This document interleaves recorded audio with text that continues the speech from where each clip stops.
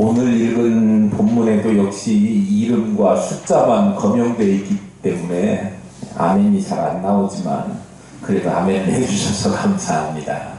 좋은 신앙의 유산을 상속하십시오 라고 하는 제목으로 말씀드리려고 합니다.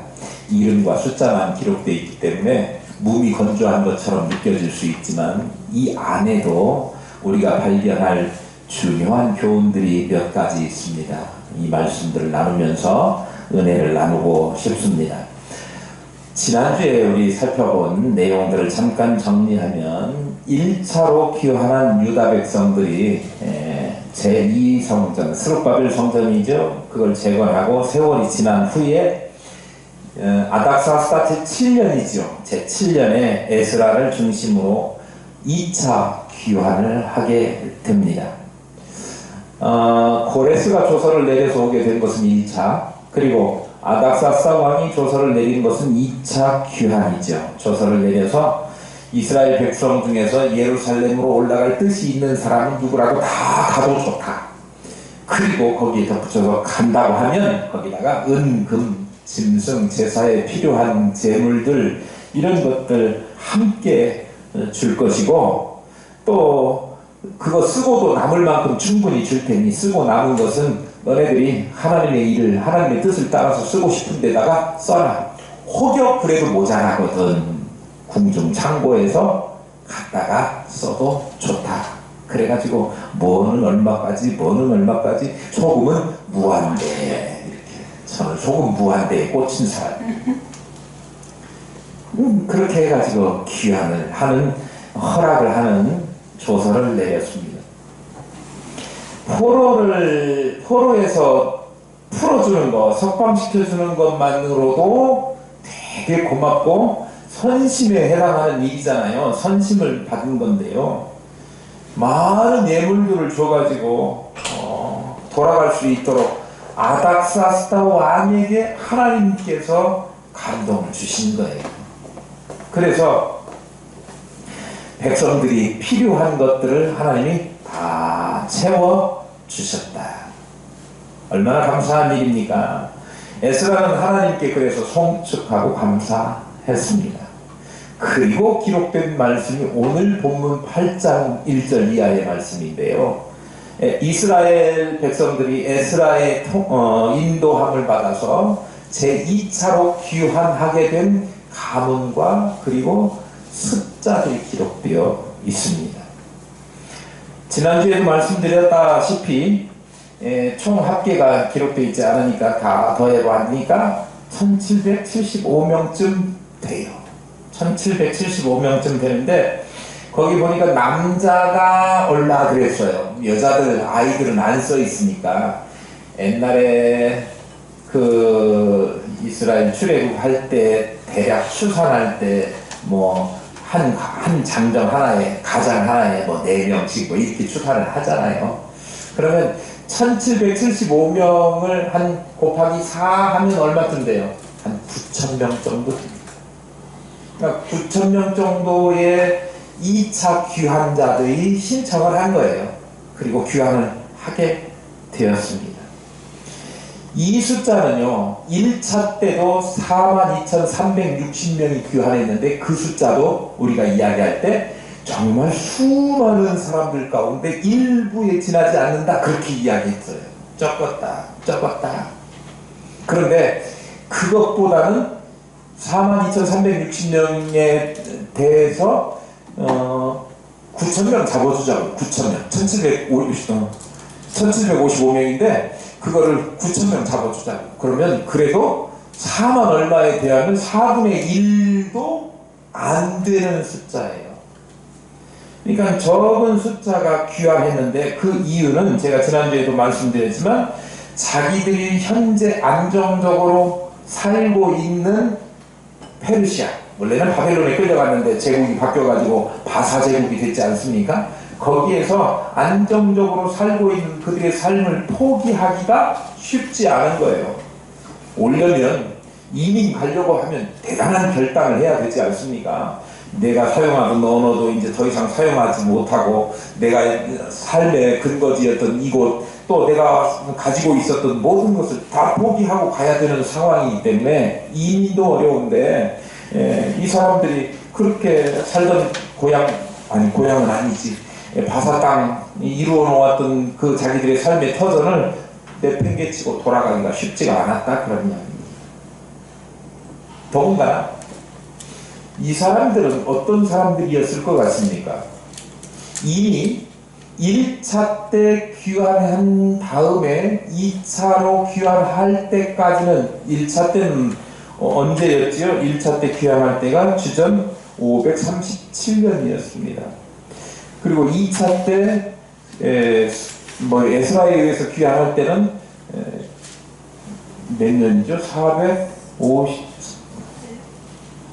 537년이었고 2차 때 귀환할 때는 458년입니다. 아닥사스다 7년. 그러니까 몇 년간의 차이가 있어요? 한 80년 차이가 있어요. 79년, 80년 차이가 있어요. 그러면 그 세월이 짧다면 짧지만 어떤 한 인생이 이 땅에 와가지고 일생을 살 만큼 긴 세월이고, 일생을 사는 동안에 뭐 못났죠? 아들도 보고 손주도 보고 할 수 있는 나이예요. 그런 세월이 흘렀어요. 그러면 지금 2차 때 에스라에 의해서 귀환하게 된 사람들은 어떤 사람이냐 그러면, 거기에 처음부터 끌려와가지고 포로로 와서 살던 사람이 아니고 포로로 잡혀온 자기 조상들이 거기에 살면서 낳았던 자손들과 손주들이에요. 1세대가 아니고 2세대, 3세대에 해당하는 거예요.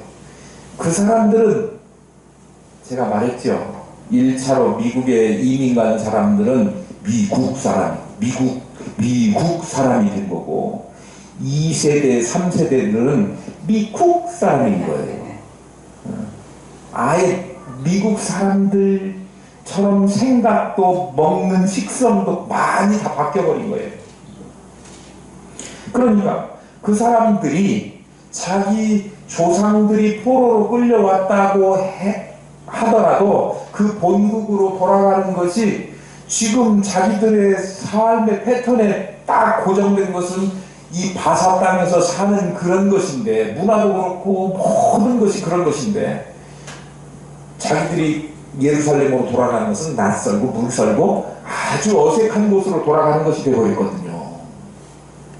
단지 뭐만 있어요? 자기 아버지 어머니가 거기 출신이었다, 이것만 있는 거예요. 그러니까 약속의 땅에서 태어나지도 않았는데 그들이 다시 돌아가기로 마음먹고 결단하는 것은 쉬운 일은 아니었던 것이지요. 그러니까 처음에 42,360명이 하고 그 다음에 약 9,000명이 2차 때 가게 된 숫자가 정말 줄어버린 이유는 그거예요. 하나는 1차 때 이미 가려고 맘먹었던 사람들은 갔고 남아있는 사람들이잖아요. 1차 때 간 사람들은 자기도 가지만 자녀들, 손자들까지 이끌고 갔지 않겠습니까? 갔어. 그러면 남아있는 사람들은 그다지 많지 않은데, 그래서 숫자가 적었다는 이유 하나 있고, 또 하나는 지금 거기에 살다가 보니 오랜 세월 동안 거기에 젖었고, 이스라엘 예루살렘이 자기 고향처럼 느껴지지 않고 오히려 여기가 고향처럼 느껴지는 편안함이 여기에 있었기 때문에 그런 거예요.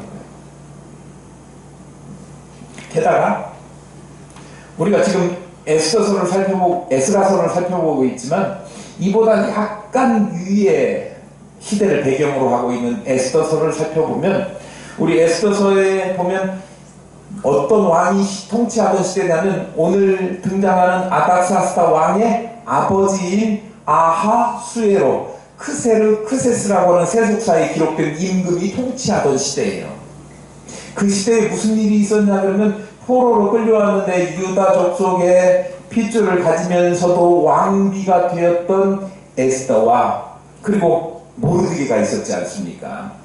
그 위기가 처했어요. 무슨 위기였냐 그러면, 하만이라고 하는 사람이 유다 민족을 다 말살하라고 하는 그런 계획을 가지고 임금에게 고자려야 하고 막 이런 순간이었는데, 이때를 위하여 나를 왕비시키고 준비함이 아니십니까 하면서 죽으면 죽으리라. 그리고 왕 앞에 가서 그 이야기를 하지요. 그리고 나라를, 민족을 구한 거예요.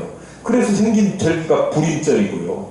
그런 시기가 돼서 비록 이방 땅 페르시아 땅에 살고 있지만 누구 때도 아하수에로 크세스 아닥사스다 왕 아버지가 통치하던 시대에도 에스더를 통해서 민족을 구원했고, 민족이 그 땅에서 죽지 않고 소멸되지 않고 평안하게 살 수 있는 기틀이 마련됐어요. 그러니까 이제 그 유대는 포로로 끌려오게 됐지만 거기가 이제 자기들의 삶의 터전, 안정감 있는 삶의 터전이 돼버린 거예요. 그러니까 돌아오기는 더 힘들게 된 상황이었지요.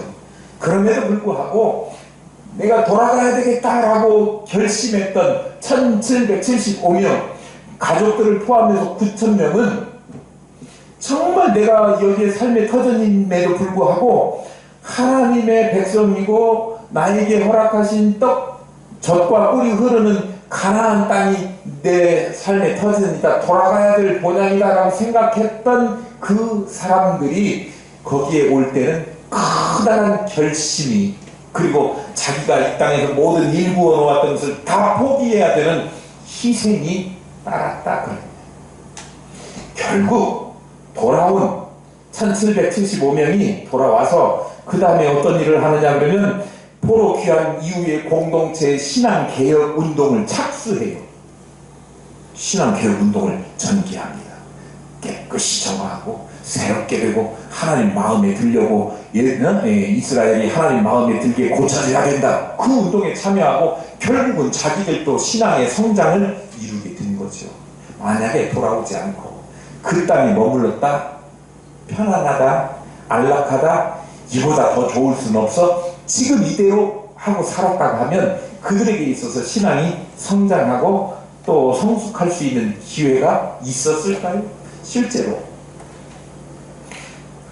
지금 1차, 2차 때 온 사람은 있지만 아직도 안 오고 거기에 남아있는, 자, 전문 용어를 한번 써볼게요. 개기고 있는 사람들도 많이 있었다, 그런 이야기예요. 그 사람들은 예루살렘과 거리가 수천 킬로미터나 떨어져가지고 거기에 살면서 성전도 없어요. 눈에 보이지도 않으니까 이제 개념이 없어졌어요. 예배도 멀어졌어요.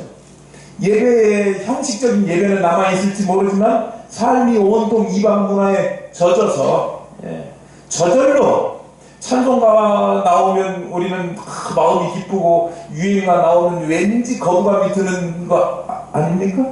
그런데 그 사람들은 어떻게 되냐면 이방 문화가 나오면 막 춤이 어깨춤이 덩실덩실이고 찬송가 나오면 왠지 어색해. 이런 문화 가운데 살게 되었다, 그런 얘기예요.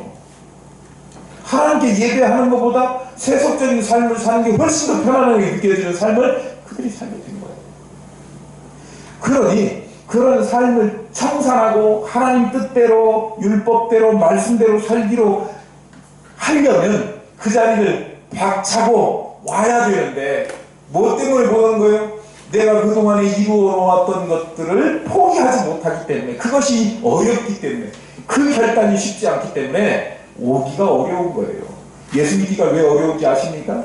예전에 살던 즐거웠던 일을 포기해야 된다고 생각하기 때문에 어려운 거예요. 그거 포기하면 그보다 훨씬 더 보람있고 훨씬 더 좋은 일들이 이 가운데 있는데 그걸 본 눈이 없으니까, 모르니까.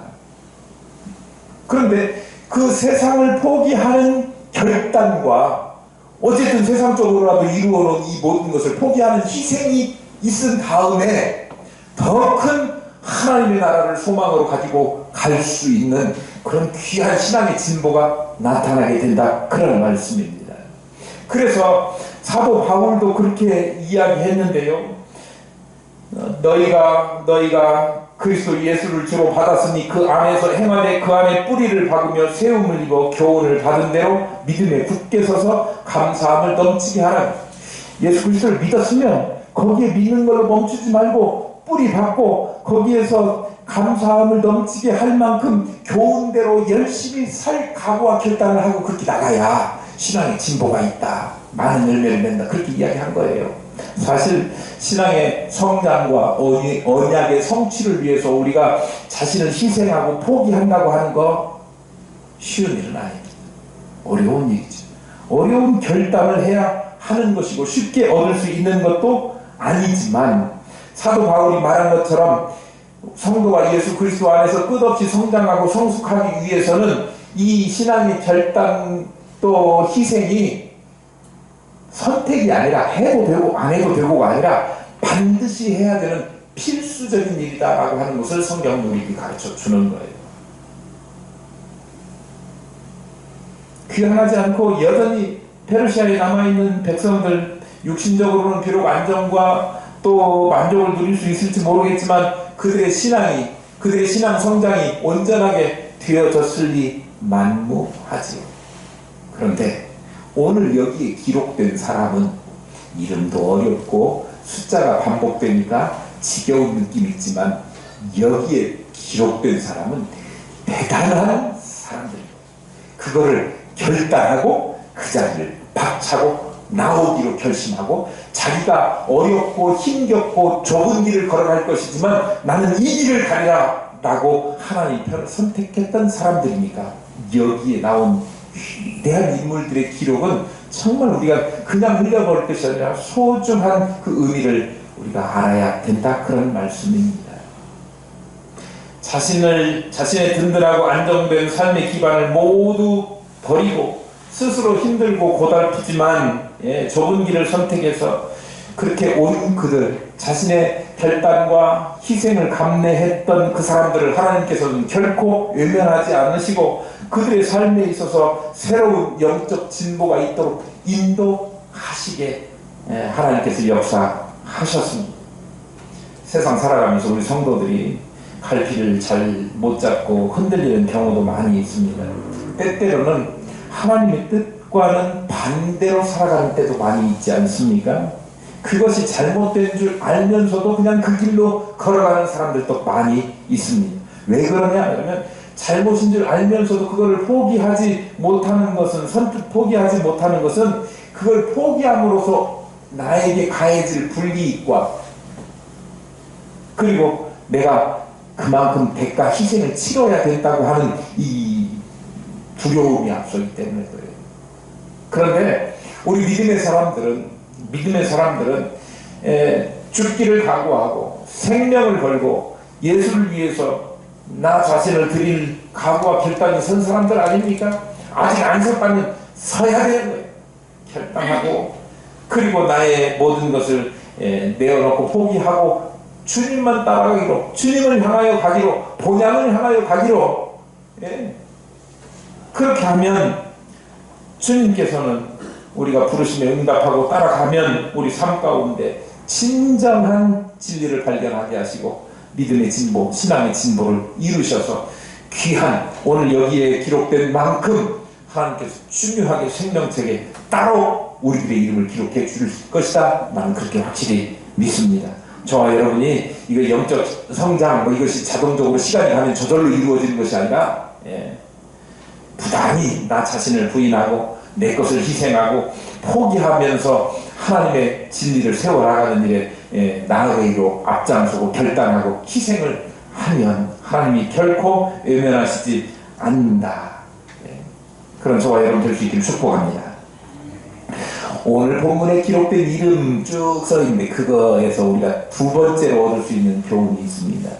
지금 오늘 본문에 써있는 그 사람들의 이름은 어떤 사람들이라고 그랬죠? 2차 때 귀환했던 가문별 사람들의 이름이라고 그랬습니다. 그 사람들은 1차 때 귀환했던 사람들보다 80여 년 늦게 다시 귀환하게 되었는데 원래 이스라엘 백성들이 포로로 끌려갈 때 에레미야 29장에 보면 에레미야 선지자에게 하나님께서 너네들 70년이 지나면 내가 회복시켜 주겠다라고 하는 예언의 말씀을 주셨잖아요. 그 예언에 따라서 스룹바벨을 통해서 1차 때 귀환하게 하셨는데 우리 지난번에 성전 복원까지 몇 년이요? 정확하게 70년이 걸렸지 않습니까? 그때 고레스 왕을 통해서 조서를 내서 1차 포로 귀환을 하게 하시고 성전 건축하게 하시고 그렇게 했었던 일이 1차였습니다. 1차 때 귀환한 사람들이 42,360명이라고 그랬고, 그리고 여전히 그 땅에는 남아있는 사람들이 많이 있었습니다. 그런데 하나님께서 그러면 1차 때 온 사람들 빼고 나머지는 그래 포로 직사하게 해봐라, 그렇게 하고 안구해주고 거기 남겨놓고 그냥 끝까지 거기 살게 하셨었을 법도 한데, 그렇지 않고 이번에 누구를 통해서? 에스라를 통해서 다시 2차로 귀환할 수 있는 기회를 주셨고, 이번에도 고레스가 아니라 누구예요? 아닥사스다 왕의 마음을 감동시켜서 그들을 올 수 있도록, 아닥사스가 자발적으로 내가 돌려보낼 줄 마음이 생겼어, 그게 아니고 하나님께서 다 이렇게 조성하신 거거든요. 하나님 섭리 가운데 아닥사스 왕의 마음을 감동해가지고 이스라엘 백성들을 가도 좋다, 물건도 대주마, 비용도 대주마, 모든 교육권, 재정 청구권, 뭐 예산 집행권 다 주마, 재판권도 주마, 이렇게 이야기했지 않습니까? 하나님께서 1차 때 기회를 주셨는데 1차 때 불순종한 사람들을 향해서 하나님께서 너는 이제 끝이 한 번이지, 기회가 한 번이지 또 있는 줄 알아? 이제 너네는 끝났어, 이렇게 하시지 않고 2차 때 귀환을 또 하게 하신 사람들의 명단이 여기에 있어요. 그 명단을 보면 하나님이 한 번만 기회를 주신 것이 아니라 두 번도 주시고, 두 번째 다 귀환했습니까? 아니. 그러니까 하나님이 또 그 다음에 세우신 지도자가 누굽니까? 느헤미야라고 하는 지도자를 세우셔가지고 3차로 이스라엘 백성들을 또 귀환하게 하잖아요. 하나님은 결코 아직 돌아오지 않았다고 해서 그 사람들을 포기하거나 접어두거나 제껴놓는 하나님이 아니시고, 끝까지 권고하셔서 돌아오라 이렇게 하시는 하나님이시다는 거예요. 우리도 얼마나 고집 피웠습니까? 하나님 믿어봐, 믿어. 그래도 안 믿어 하다가 수십 번 찍혀가지고, 도끼로 찍혀가지고 넘어온 건 아닙니까?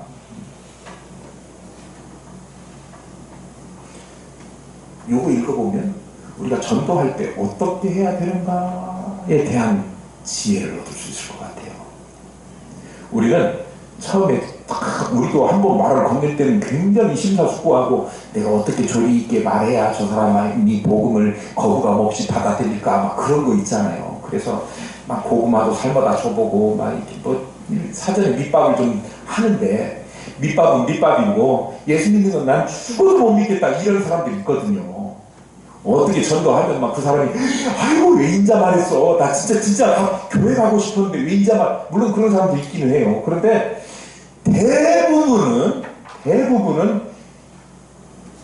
고구마 고마워, 그 말은 하지마, 이렇게 나와요. 그러면 준비 실컷 하고 나 혼자 기도하면서 그 사람 마음에 품고 기도해서 그 사람한테 말 전했는데, 처음에 딱 거절당하면 이 거절감이라고 하는 게 상처로 오거나 아주 굉장한 부담감으로 작용해요. 그 사람한테는 다음에 만나서 교회 좀 와봐, 예수 믿어, 이런 말이 안 나와요. 그리고 딱 그 사람 볼 때마다 내가 그 사람한테 이야기했는데 이제 앞으로는 그 사람한테 내가 전 예수 믿으라고 허물가 봐야지, 그런 마음도 생겨요. 그런데 오늘 본문을 보니까 1차 때 하나님께서 귀환해도 좋다, 허가해주고 다 해줬는데 못하셨는데, 하나님은 그 사람들을 놓지 않고 2차 때 또 부르셔서 오게 하셨다고 하는 사실이에요. 그러니 우리도 한 번 찍는다고 하니까 이상한데, 한 번 주의 말씀을 권해서 복음을 전했는데 그 사람들이 받아들이지 않는다 해가지고 포기하면 안 되고요.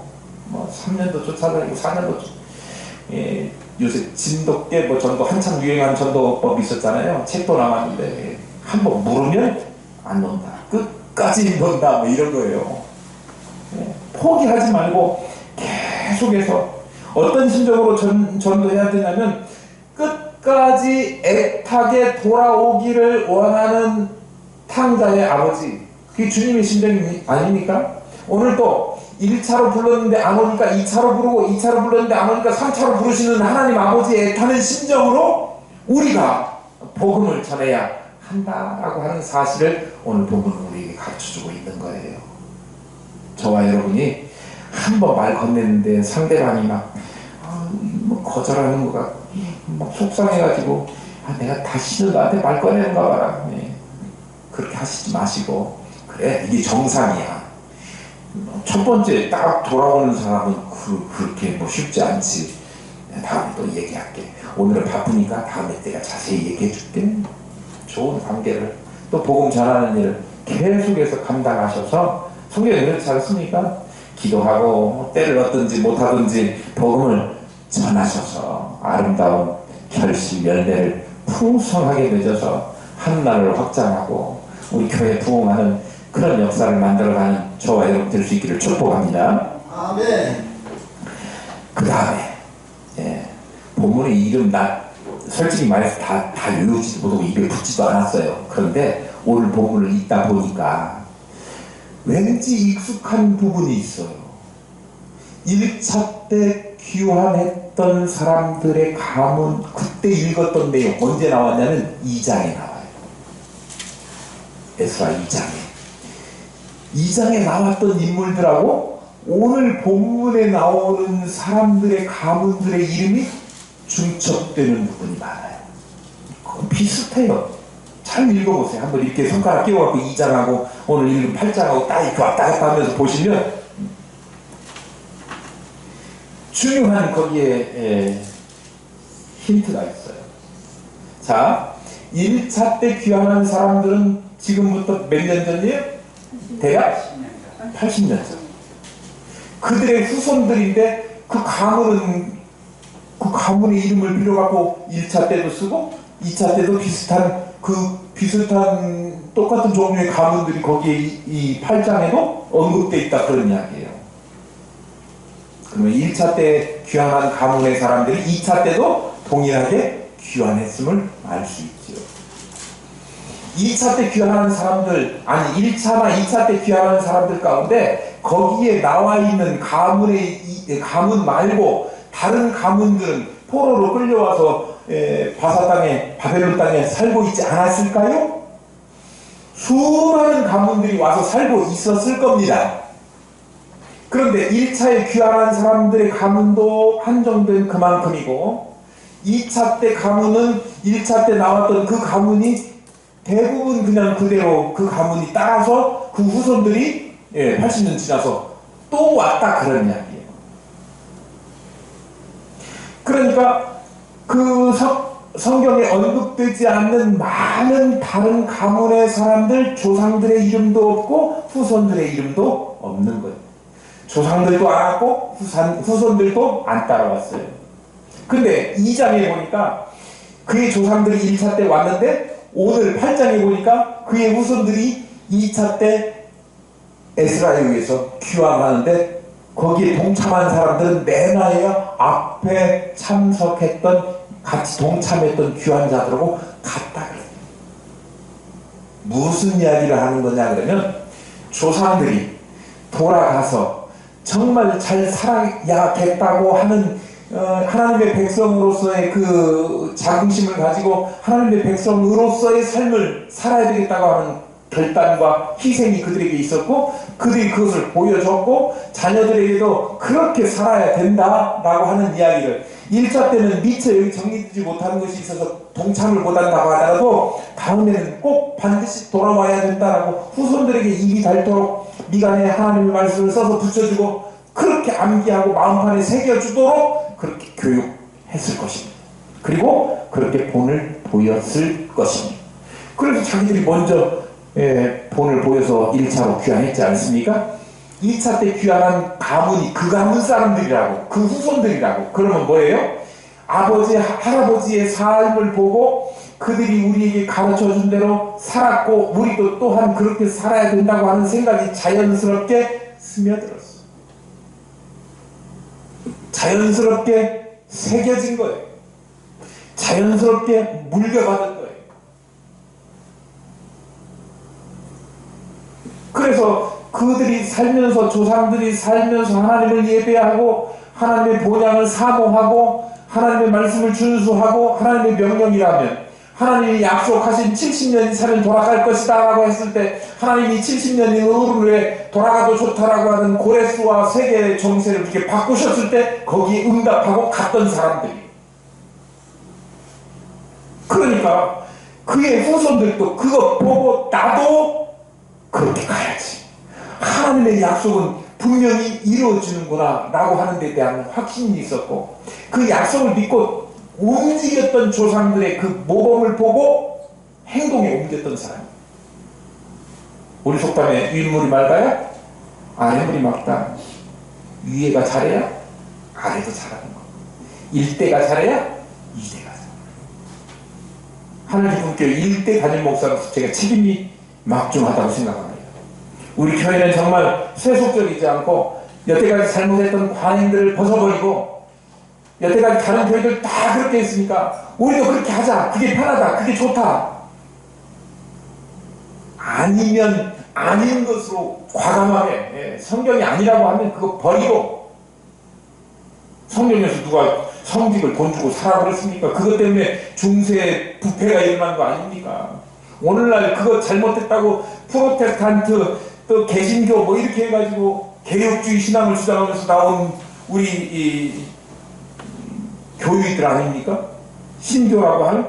그런데 여전히 많은 교회들에서 그런 일들이 자행되고 있는 이 현실을 바라보면서 우리가 똑같이 그렇게 하면 안 된다.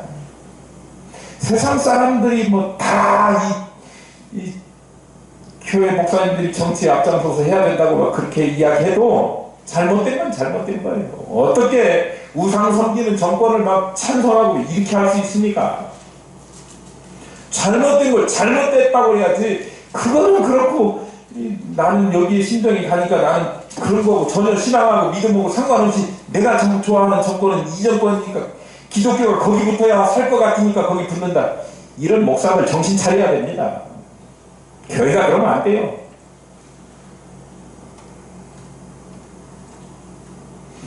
그렇게 된 교회를 후손들에게 물려주면 한국 교회는 정말로 끝장이고 비전이 없어요. 오직 하나님의 말씀을 따라서 살아야 되고, 하나님을 두려워하는 사람들이 위정자로 나와서 해야지, 하나님이 까불면 죽어 이래가지고 정치한다고 나와가지고 목사가 어줍지 않은 시끄럽게 광장에 떠들고 그래가지고 되겠냐 그런 얘기예요. 정신 차려야지. 우리가 후손들에게 그런 신앙 물려주면 안 돼요. 정말 좋은 신앙을 물려줘야 부모가 하는 것 보고, 부모가 하는 것 보고 자녀들이 그거 잘 따라서 본받아서 그렇게 가는 것 아닙니까? 그게 하나님이 원하시는 거예요. 하나님의 약속을 믿고 70년 기다렸다가 포로 생활이 끝나자 돌아갔던 부모들을 보고, 할아버지를 보고, 자녀들이 나도 이제 돌아가야 된다는 결심을 새롭게 하고 이 땅에 살던 모든 것을 포기하고 돌아갈 수 있었던 것은 먼저 살았던 신앙의 선배들이 그렇게 한 것이기 때문에 그래요. 좋은 신앙의 유산을 물려주어야 합니다. 올바른 믿음의 선진 가운데서 올바른 믿음의 후손이 나온다. 이 연사 오늘 힘차게 외치는 것입니다. 우리 그렇게 살아야 돼요. 저와 여러분이 한순간 한순간 살 때, 나 위해서 사는 거 아니야. 나도 물론 하나님 앞에 인정받아야 되겠지만 우리 자손들 생각하셔서, 내가 고난당하는 것은 그래도 조금 견딜만 하지만 우리 자녀들이 잘못되고 이런 것 참기 어렵잖아요. 잘 돼야죠. 세상에서 잘 되는 것도 필요하지만 그보다 더 중요한 것은 하나님께 인정받고 영적으로 잘 되는 것이 진짜 잘 되는 것이거든요. 이 일을 위해서 저와 여러분이 좋은 신앙의 유산을, 돈 많이 물려주려 말고 좋은 신앙의 유산을 물려주는 저와 여러분 될 수 있기를 축복합니다.